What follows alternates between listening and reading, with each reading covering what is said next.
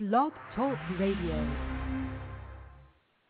Hello, this is Carol Francis from Make Life Happen. I'm going to be talking with Nick Prukop. Hello, Nick. How are you?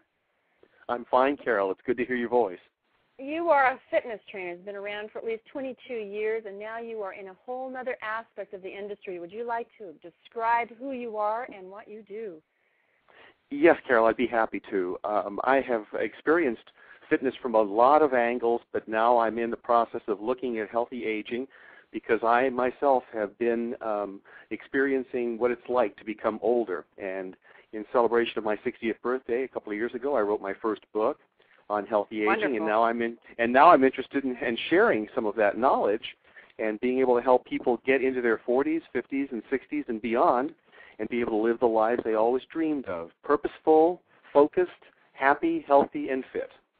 Okay, so now let's pretend that there's someone listening that's 45 years old and just starting to become conscious of needing to become fit. They're about 30, 40, 50 pounds overweight, and they're listening to this. So what do you do? How do you start? You basically have to take a look at what your motives are, because it's always in setting the motives and becoming passionate about something that's going to get you down that road. And what I was thinking first might be most helpful is to look at your behaviors and look at what is most unsettling to you. And once you start examining what you've done, you can start taking a look at what you might want to change. And so those changes are the most important things to make. And again, when you're 45, you don't want to make all the changes at once.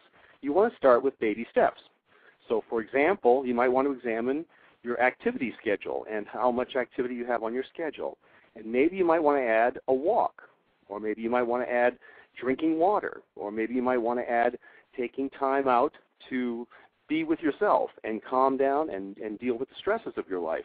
So there's a number of steps you can take that will expand your consciousness and start you on the road to becoming passionate about that goal for becoming fit. Now, if you had an individual that was, let's say, now in they're 55, they've done a little bit of fitness, but they've definitely become occupied with the everyday chores of just existing and paying bills, and they come to you, and they're 55. What do you do that's different now for someone who's 55 that 45-year-olds were? It's just a different program. What do you do that's different? Well, I think at 55 you have to examine the issue from the medical standpoint, because by the time you start getting into your later years, you may be on medication, you may have had some injuries, you may have had problems with your back or your knees. It's always wise at that point to really take a hard look at the medical side before you begin a program. So the first step would be to get a complete evaluation from a medical specialist, somebody that could take a look at you and make sure that you're going to be safe when you start training. And I think that's the first and most important step, to find out what limitations you might have and to take a real hard look at what you might want to do to be safe when you start your new program. It sounds really filled with caution. Yeah, I would say it's a red flag, especially when you've had other issues come up. So I like to look at the psychological aspects of a person at their 55th birthday. I like to look at their physical condition, their spine, for example, their posture, their balance, their strength, their capacity to do what they say they want to do. And then when you're designing a program for someone who's 55 and older, you're really trying to look at ways to keep them safe and happy at the same time. You want to be engaged in the activity safely, so I would say safety is number one. And then how about when you approach 60, 65?